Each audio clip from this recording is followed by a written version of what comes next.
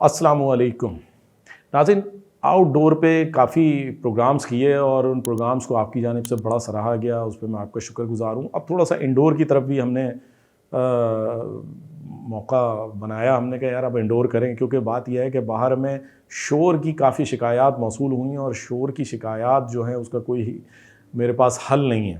तो फिर एक दफ़ा फिर मैंने कहा चलो अब स्टूडियो में बैठ के आपके मसाइल, आपकी चीज़ें, आपसे बातें की जाएँ।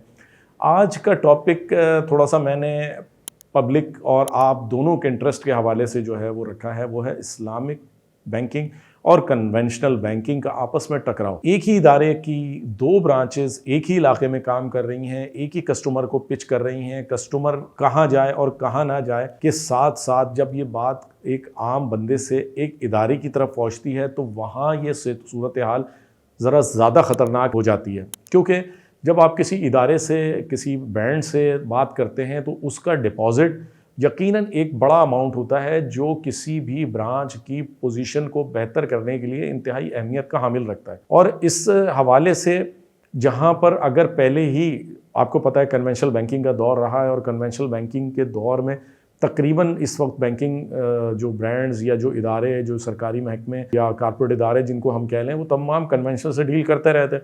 अब बहुत सी की तरजीहात जो है वो इस्लामिक बैंकिंग हो गई है। अब वही डिपॉजिट जो है वो बाज़ जगहों पर कहीं आधा आधा डिस्ट्रीब्यूट हो गया है, कहीं 75-25 का मार्जिन हो गया, कहीं 25-75 का मार्जिन हो गया।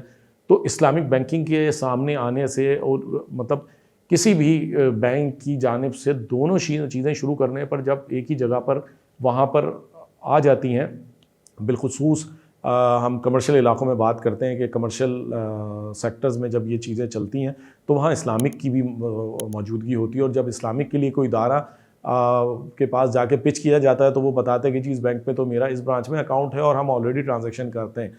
तो इस्लामिक बैंकिंग भी अपनी बका के लिए यकीनन इस बात पर जोर देती है कि जनाब आप हमसे भी बैंकिंग करें, ठीक है वो भी हमारा बैंकिंग है, लेकिन यहाँ इस्लामिक बैंकिंग है। इस्लामिक बैंकिंग में ये हमारी प्रोडक्ट्स हैं, इन प्रोडक्ट्स से आपको ये फ़ायदा होगा और आप इन चीज़ों से बचाएंगे। तो फिर हराम और हलाल की बात आ जाती है। और जब हराम और हलाल की बात छिड़ जाती है तो एक ही इदारे में शरिया एडवाइज़र भी मौजूद है, कन्वेंशनल के एग्जीक्यूटिव्स भी मौजूद हैं, आपस में कोई सवाल, कोई जवाब देने के काबिल नहीं होता, एक दूसरे के सामने खड़ी होने वाली पोजीशन हो जाती है। और ये वो मुकाम इस वक्त आता जा रहा है कि इतनी हाइप क्रिएट हो गई है कि बैंकिंग सेक्टर के बड़े इस पे कोई जवाब देने के बजाय ये कहते हैं कि यार अपना अपना काम करो, क्योंकि वो कहें तो कहें क्या, आना तो बैंक में है, चाहे कन्वेंशनल में आए चाहे इस्लामिक में आए।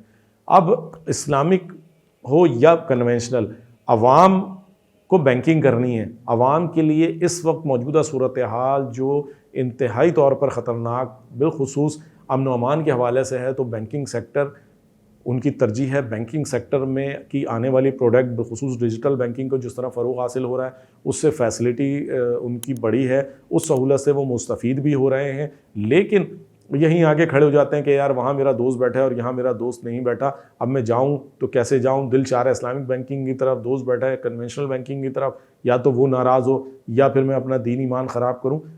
दीन ईमान ख़राब करने से पहले सोच लें, आप बैंकिंग पे इन्हिसार नहीं कर रहे हैं, आप बैंकिंग से सिर्फ अपना काम ले रहे हैं, आप अपना काम कर रहे हैं, आप अपनी ज़रूरत का सौदा कर रहे हैं, आप बैंक से लोन नहीं ले रहे हैं। इस बात को समझें।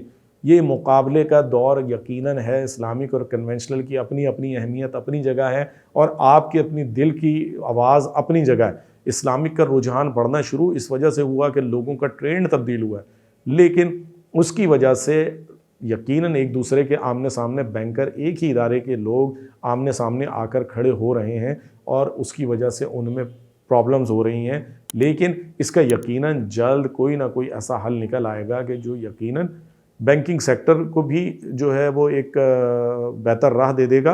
और कस्टमर्स तो खैर अपनी मनमानी करता ही है, कस्टमर को तो ये बोलना ही बेकार है कि वो कन्वेंशनल में रुके या इस्लामिक में रुके। लेकिन 2025 के हवाले से जिस तरह सुप्रीम कोर्ट के अहकामात मौजूद हैं, 2025 ना सही 2028 पे भी बात हो रही है बैंकिंग सेक्टर में, इंतज़ामी हलकों में, कि मुकम्मल इस्लामिक की तरफ जो है वो 2028 तक इस्लामिक बैंकारी यकीनन टर्नओवर हो जाएगी। अब 2024 में क्या सूरत हाल रहेगी, 25 में क्या सूरत हाल रहेगी, लेकिन उस सूरत हाल की वजह से आप सफ़र यकीनन करेंगे। बैंकर्स हज़रात से मैं ये मुखातिब हूँ, हल कोई नहीं है, क्योंकि बहरहाल उन्होंने भी सर्वाइव करना है और आपने भी सर्वाइव करना है। नए कस्टमर्स को पिच करना पड़ेगा, एक ही इदारे पर डिपेंडेंट नहीं रहना होगा, राहें निकालनी होगी। सर्वाइवल आपका भी है, सर्वाइवल उनका भी है। इदारे को तरक्की आपने भी दिलानी है, इदारे को तरक्की इस्लामिक बैंकिंग ने भी दिलानी है। काम करें, प्रोडक्ट्स पर तवज्जो दें, अपना मुस्तकबिल बनाएं, अपने इदारे का मुस्तकबिल बनाएं, अपने इदारे की ग्रोथ में जो है वो अपना हिस्सा बढ़ाएं, बजाय इसके कि उसने यूँ कर दिया और इसने यूँ कर दिया। उम्मीद है पैगाम को समझेंगे, राह निकालेंगे और यकीनन बैंक के लिए बेहतर से बेहतर किरदार अदा करने के काबिल होंगे। मेरी इस वीडियो को यकीन है कि आप शेयर भी करेंगे, अपनी राय का इजहार भी करेंगे और चैनल सब्सक्राइब अगर नहीं किया तो भाई कर लें, ताकि वीडियोस आपको पहुंचती रहे। बेल आइकॉन का बटन ज़रूर दबा दें। अस्सलाम वालेकुम।